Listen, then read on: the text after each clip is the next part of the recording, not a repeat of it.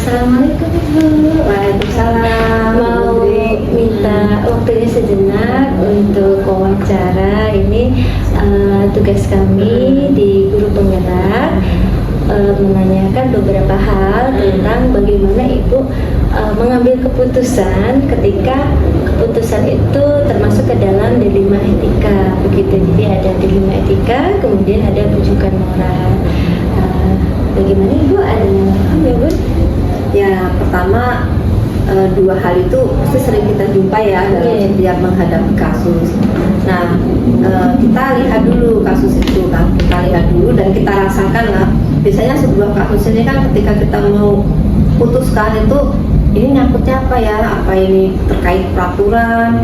Biasanya kalau peraturan artinya kan kedisiplinan, tapi juga di satu sisi ketika ini mau diputuskan sesuai peraturan itu ada nilai kasihan gitu. Nah, kalau ada hal-hal seperti itu berarti ini masuk ke dilema etika. Tapi kalau kemudian ini kok saya tuh memutuskan gak enak ya karena dia tuh sudah dekat, udah tiap hari ketemu, maka ini termasuk yang ke dalam rujukan moral. Jadi nilai rasa saya dulu yang akan saya gali. Untuk beberapa kasus nih pengalaman Ibu, berdasarkan pengalaman Ibu. Jadi di sini nih ada sih sepertinya keduanya itu sama-sama benar Ibu. Jadi semuanya benar gitu. Bagaimana Ibu kemudian mengambil keputusan ketika Ibu merasa oh ini sama-sama benar begitu? Dalam sebuah kasus itu sebenarnya tidak mungkin ada sesuatu hal yang sama benar. Dunia ini juga tidak ada yang kembar identik. Yang disebut kembar identik itu pun masih ada bedanya, entah ukuran jari tangannya, entah garis tangannya gitu. Maka di dalam persoalan-persoalan juga pasti tidak ada yang sama persis gitu. Jadi pasti ada salah satu hal yang lebih bisa diprioritaskan untuk kita bagaimana untuk langkah-langkah Ibu ketika dibutuhkan pengambilan keputusan gitu. Jadi langkah-langkah yang biasa Ibu ambil gitu. Ya, yang pertama tentu saya akan mempelajari dulu setiap kasus, karena kasus itu kan tidak mungkin langsung ke saya ya, pasti dia melalui tahapan sesuai SOP kita. Misalnya sebuah masalah ditangani dulu oleh guru mata pelajaran, kemudian dari guru mata pelajaran tidak selesai di wali kelas berkoordinasi dengan BK, dan masih tidak selesai dia ke wakil bidang siswa, misalnya baru itu sampai ke saya gitu. Jadi kita melihat dulu ya, semua itu dipahami dulu sehingga kita mengumpulkan semua unsur-unsur tadi supaya saya mendapatkan utuh gitu di dalam memandang sebuah masalah gitu ya. Mendengar semua lah ya, dari si pembuat masalah katakanlah siswa ya dalam hal ini, ataupun guru juga kan bisa ya, guru dengan siswa kan juga bisa. Kemudian kita dengarkan step-step penyelesaian yang sudah dilakukan sesuai dengan alur yang kita susun di SMA 20. Iya, baik Ibu. Kemudian Ibu ada beberapa prinsip, ada 3 prinsip nih dalam pengambilan sebuah keputusan. Ada prinsip hasil akhir, kemudian ada prinsip peraturan. Nah, yang paling efektif ini menurut Ibu apa nih Bu prinsipnya? Kalau sepengalaman kita itu peraturan. Jadi kalau kita memutuskan sesuatu itu berdasarkan peraturan, ini rasa keadilan antara satu peristiwa dan peristiwa lain itu lebih mudah dan lebih bisa diterima oleh yang menerima keputusan gitu ya. Karena kalau peraturannya begini, kemudian ini kita berlakukan sama gitu ya. Misalnya lah seorang anak yang berkelahi itu mendapatkan skor 100 itu.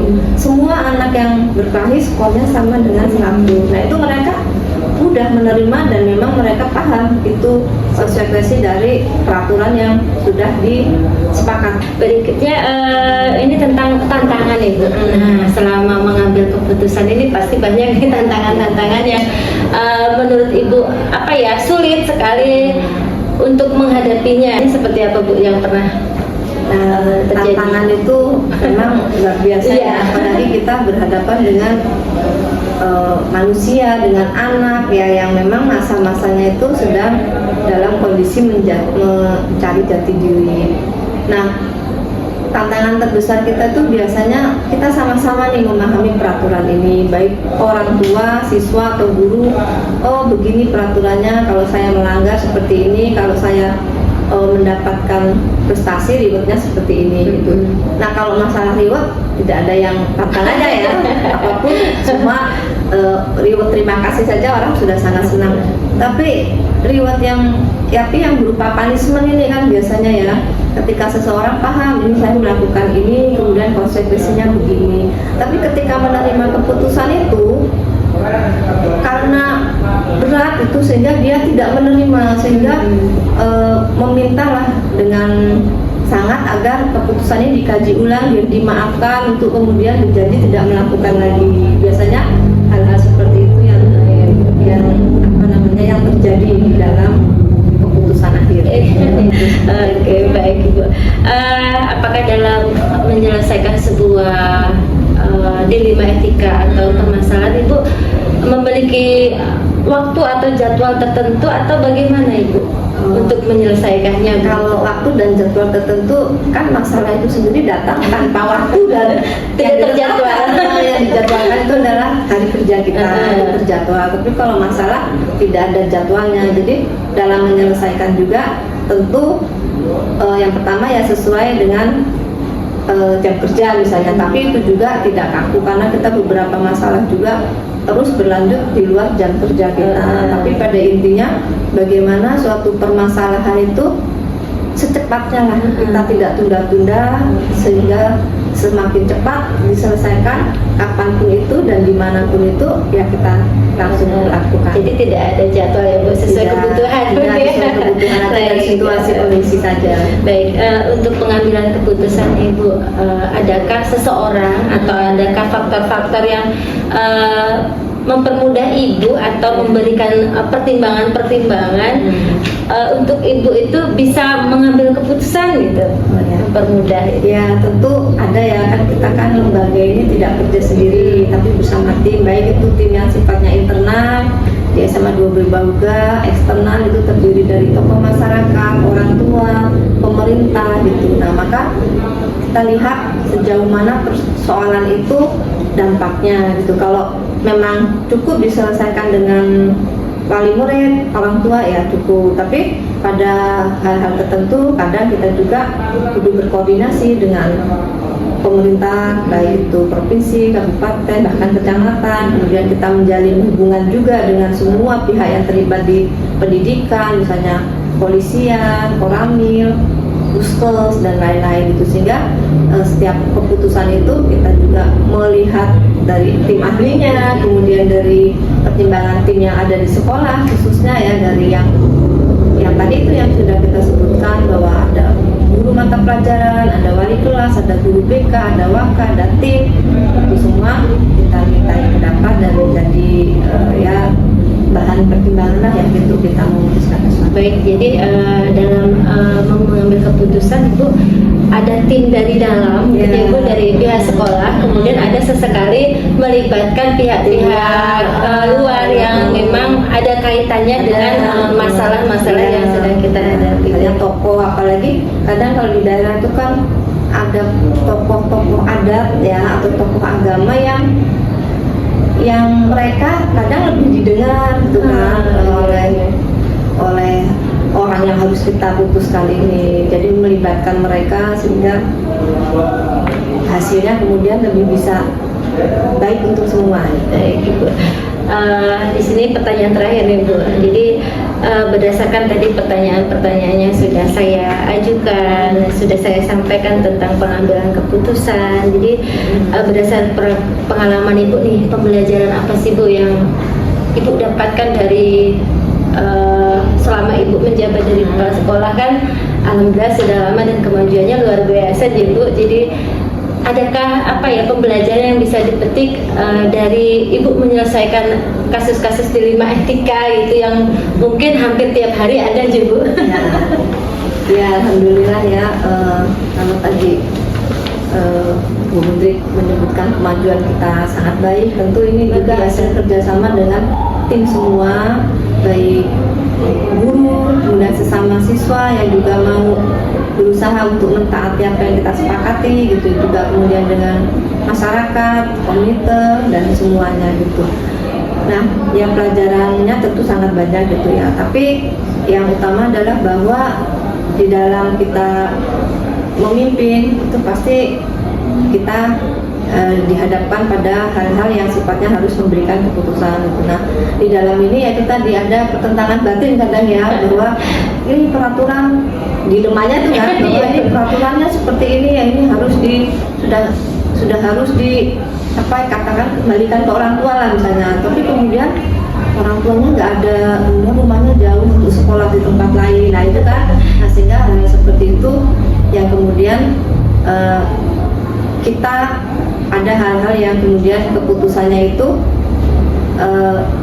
berubah sedikit ya demi kebaikan bersama, dan alhamdulillah pada hal-hal tertentu anak tersebut ketika kita beri peluang atau kesempatan kedua itu banyak yang kemudian berubah menjadi baik. Oh iya, baik Ibu. Jadi selain ada berdasarkan peraturan dan rasa keadilan, jadi ada sedikit memasukkan rasa kasihan ya Bu, dengan harapan bahwa ada perubahan pada atau dampak yang positif bagi murid. Jadi di sini saya simpulkan bahwa setiap keputusan yang Ibu ambil itu terutama untuk murid gitu, jadi tujuannya adalah dampak positif bagi murid-muridnya. Lebih baik ya, jadi kan ada gini, orang yang baik itu bukannya tidak pernah bersalah, tapi dia bersalah dan memperbaiki kesalahannya.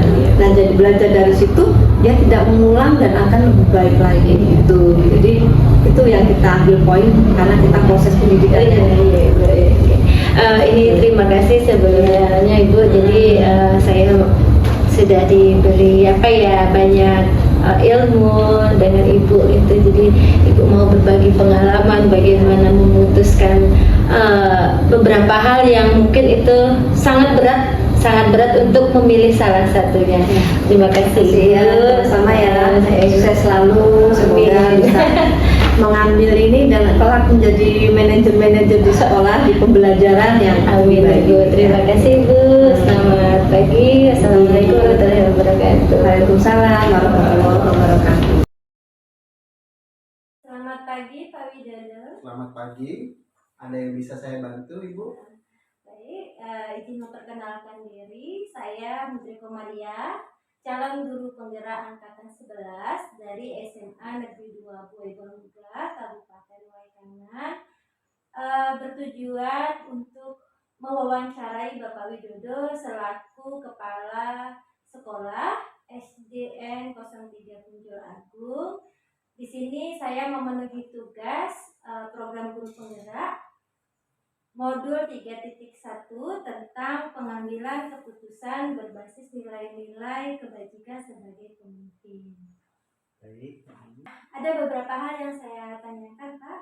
Yang pertama, bagaimana Bapak mengidentifikasi kasus-kasus yang termasuk dilema etika dan rujukan moral? Baik, Bu Menteri, ini akan saya jawab sesuai dengan pengetahuan saya sebagai kepala sekolah maupun sebagai pimpinan di dalam satuan pendidikan. Di dalam dilema etika itu ada beberapa hal yang perlu kita perhatikan, yaitu suatu pengambilan keputusan yaitu benar dan keputusan satunya juga benar. Ini adalah salah satu proses permasalahan yang sebenarnya memerlukan tindakan sedikit, memerlukan waktu dan gitu. Jadi dilema etikanya itu adalah permasalahan keputusan antara dua hal yang benar dan benar. Ini memang sangat agak sedikit memerlukan waktu dan bisa jadi keputusan tersebut tidak bisa diputuskan secara langsung. Tetapi kalau di rujukan moral itu adalah suatu kasus ataupun suatu hal yang untuk mengambil keputusan itu berbasisnya dia benar salah. Tetapi di sini sangat sulit juga karena di situ ada hal pertimbangan-pertimbangan yang lebih mendalam. Kalau di rujukan moral bisa langsung, jadi bisa saya ambil keputusan tanpa mempertimbangkan pihak lain juga bisa. Tetapi dalam hal ini nilai-nilai tersebut harus hati-hati juga karena di dalam rujukan moral tersebut tidak serta-merta putusan itu benar dan salah, tetapi di sini ada nilai-nilai tersendiri yang akan diputuskan baik itu dengan saya maupun dengan pihak lain. Oke, baik Bapak. Berikutnya, saat menjalankan pengambilan keputusan di sekolah Bapak ini, terutama untuk kasus-kasus yang ada dua kepentingan yang Bapak nilai itu sama-sama benar atau keduanya sama-sama memiliki nilai-nilai kebajikan. Bagaimana Bapak kemudian memutuskan yang benar dengan benar ini, Pak? Oke, di sini saya ambil ada contoh satu kasus yang perlu pertimbangan sangat mendalam, yaitu kasus untuk anak keluar sekolah ataupun dengan kasus wali murid yang tidak terima dengan hukuman tersebut. Jadi begini, di dalam suatu kegiatan guru itu peserta didik itu tentu memiliki ragam tingkah laku kan itu. Nah, di sini saya temukan guru tersebut sudah memberi laporan ke saya bahwa murid tersebut memang melakukan hal-hal yang tidak baik, sehingga guru tersebut meminta saya untuk mengembalikan pendidikannya terhadap orang tuanya. Tetapi di sisi lain saya mendapatkan suatu problem atau masalah, saya harus memberikan sepenuhnya pendidikan itu milik peserta didik. Jadi di sini orang tuanya meminta saya, tolong Pak, karena ini kelas 6, jadi tunda dulu kesalahan tersebut kan gitu. Hal yang perlu saya pertimbangkan di sini, karena sangat mendesak dan saya harus mengambil keputusan, maka beberapa pilihan. Yang pertama adalah guru tersebut memberikan perhatian khusus kepada anak tersebut tanpa mengorbankan teman-teman yang lainnya. Orang tua turut mengawasinya. Itu adalah konsekuensinya kalau anak Bapak tidak mau diambil atau dikembalikan oleh sekolah ke wali murid, maka keputusannya Bapak ataupun orang tua tersebut harus mendampingi anaknya sekolah, sehingga memastikan bahwa anak itu tidak mengganggu pembelajaran atau mengganggu peserta didik lain dalam proses pembelajaran. Dalam hal ini memang kasus tentang bullying kan gitu. Anak ini memang sangat luar biasa gitu kan. Jadi keputusan saya ambil, solusinya saya tidak mau merugikan guru kelas saya, kemudian wali murid tentu saya tidak akan menghalangi masa depan anak tersebut untuk belajar di SD saya. Begitu Bu Putri. Oke, baik Pak. Jadi itu salah satu contoh yang pernah terjadi di sekolah Bapak ya. Tadi sudah dijelaskan sedikit tentang langkah-langkah yang biasanya Bapak ambil. Boleh diulangi lagi Pak, misalnya langkah-langkah yang lebih konkret gitu, yang lebih bisa dijelaskan bagaimana Bapak kemudian bisa mengambil keputusan itu? Ya seperti yang saya lakukan. Jadi saya tetap melakukan mediasi gitu. Wali murid dengan guru kelas saya harus bertemu langsung dan anak juga harus ada di situ. Itu langkah-langkahnya. Jadi memberi keputusan tersebut ada wali murid iya, guru kelas iya, dan anak tersebut mau prosesnya penggalian informasi terhadap wali kelas anak tersebut, penggalian juga informasi terhadap orang tua tersebut. Jadi puncaknya adalah suatu keputusan bahwa mereka harus dimediasi sebagai kepala sekolah. Saya harus menjaga kenyamanan guru saya dan juga tidak mau mengorbankan masa depan anak tersebut. Itu langkah konkret saya. Oke, baik Bapak. Kemudian selama ini nih, apa sih yang membuat Bapak menganggap bahwa keputusan Bapak ini efektif, begitu efektif untuk diterima oleh semua pihak yang terkait? Gitu. Di sini banyak hal, indikatornya banyak. Jadi yang pertama adalah kenyamanan belajar. Jadi saya mencoba untuk memetakan ataupun dalam hal ini mencoba mengkaji beberapa keputusan saya yang menyangkut atau dalam artian terkait dengan pembelajaran, terkait dengan perilaku guru terhadap guru, perilaku guru terhadap murid, perilaku murid terhadap orang tuanya. Ini saya coba buat suatu skema sehingga ada beberapa komunikasi yang perlu yang perlu kita tingkatkan kan gitu. Contohnya saya akan mengadakan pertemuan-pertemuan rutin bagaimana sikap Bapak Ibu terhadap pembelajaran yang kemarin, bagaimana terhadap model-model pembelajaran yang terbaru. Ketika guru itu merasa nyaman, tentu ini perlu ditingkatkan. Ketika guru belum merasa nyaman, maka keputusan saya akan saya rubah. Tetapi selama ini keputusan saya ini saya ambil dan itu mau diterima di semua pihak. Komunikasi dengan pertemuan dengan wali murid secara terjadwal kan gitu, ataupun secara kondisional. Jadi contoh kalau ada kasus kan gitu. Nah ini perlu ada beberapa hal yang perlu kita lihat. Jadi ini saya anggap bahwa keputusan saya ini ya buat semua orang nyaman gitu. Tidak ada yang kecewa di sini kan gitu. Sehingga keputusan itu bisa berjalan dengan baik. Selama Bapak memimpin di sekolah Bapak, apa sih tantangan yang Bapak rasakan ketika mengambil sebuah keputusan yang merupakan itu di 5 etika gitu? Tantangannya adalah ketika pihak ketiga yang tidak puas terhadap saya itu adalah hal-hal yang di luar komitmen. Contoh di sini adalah ketika orang tua merasa menginginkan anaknya mendapatkan kualitas terbaik di sekolah tersebut, tetapi setelah kita memberikan kualitas yang terbaik, orang tua tidak mengapresiasi.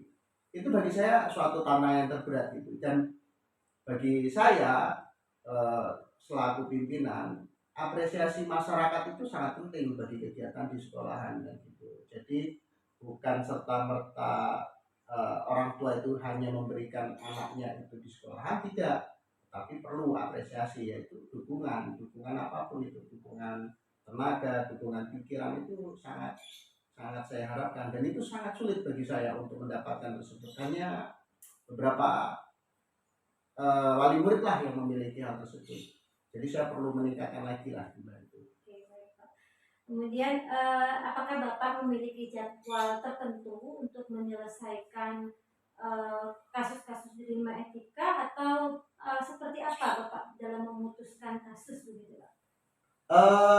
Kalau dari 5 etika itu sering saya catat ataupun ketika sering tidak terjadwal sih ya, tetapi ada hal yang memang perlu dijadwalkan. Contohnya tahapan pembinaan terhadap anak atau pembinaan terhadap pendidikan gitu. Dalam artian di sini memang saya jadwalkan, bisa jadi berupa bentuk evaluasi kan gitu. Evaluasi pembelajaran bisa bulan terakhir. Terus kemudian ada pertemuan wali murid secara berkala, yaitu 6 bulan sekali kan gitu memang di tempat saya. Tetapi terlepas dari itu ya kondisional gitu. Kalaupun ada hal permasalahan yang mendesak harus diselesaikan, ya itu saya lakukan untuk secepatnya dilakukan. Kemudian apakah ada seseorang atau faktor-faktor apa yang selama ini bisa membantu Bapak atau mempermudah Bapak untuk mengambil sebuah keputusan? Oh iya, di sini saya sangat jarang untuk mengambil untuk khusus dari 5 etika nih ya. Keputusan tersebut harus diambil dari banyak pihak. Contoh di sini, kalau dia dengan wali murid, tentu saya harus juga berkomunikasi dengan komite gitu, dalam artian pengambilan keputusan. Terus kemudian yang pihak terkait yang pasti ya wali murid kan, wali kelas gitu, wali kelas, dan wali kelas tersebut komunikasinya dengan siapa, dengan teman sejawat kan gitu. Dan juga anak-anak, bahkan saya ajak, bagaimana ya, saya coba untuk berkomunikasi dengan anak-anak, apa permasalahan di pembelajaran ataupun dengan kawannya. Ini perlu gitu, jadi tidak serta-merta saya memutuskan sendiri kan gitu. Ini penting untuk suatu komunikasi. Baik Bapak. Dari semua hal yang sudah Bapak sampaikan, apa sih pembelajaran yang bisa Bapak ambil atau Bapak petik gitu dari kasus-kasus dilema etika yang pernah Bapak hadapi gitu?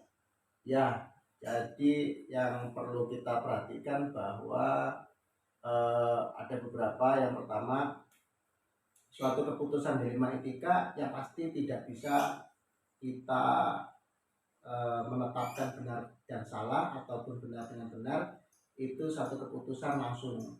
Jadi perlu ada pertimbangan. Yang kedua, kita perlu memperhatikan lagi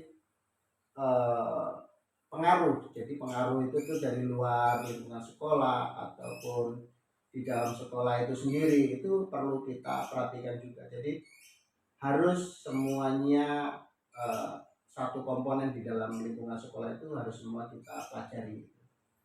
Baik Bapak, untuk wawancara hari ini alhamdulillah sudah banyak pencerahan. Terima kasih sudah berbagi banyak pengalaman, dan saya pamit undur. Selamat pagi Pak Widodo. Selamat pagi Bu.